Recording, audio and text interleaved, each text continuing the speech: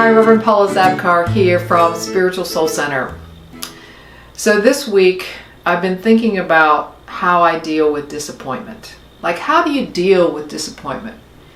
There's nobody among us, I believe, anyway, I'm projecting here and taking a guess, but there's no one among us who hasn't experienced disappointment. But the question I've been wrestling with this week is, what do you do with it? Like, what do you do with it when you have it? What's the wrestling part of it? How long do you hold on to it? What is it that you want to make it mean? Or how do you know what I'm saying?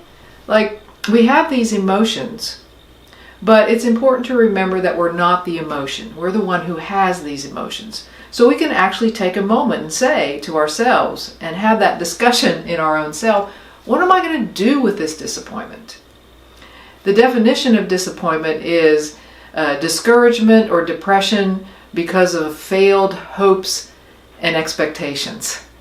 And that's pretty much the way it feels, doesn't it? It's discouragement and depression because of a failure of how you wanted it to be, or how you expected it to be, or how you hoped for it to be.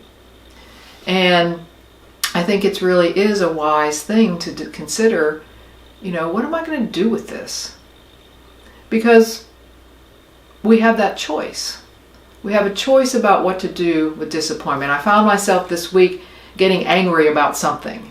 I was disappointed and I was kind of lashing out, or I was really not lashing out, but talking to Renee about it and feeling the angst in me. That's what this particular disappointment did with me. It made me feel angry. It made me feel misunderstood, which is another thing that's interesting to consider. Is it may be disappointment on the surface, but there might be something else underneath. We get disappointed in other people. We get disappointed in situations that we can't control. We just get disappointed in ourselves. We get discouraged and depressed about those things. But we always have a choice about it.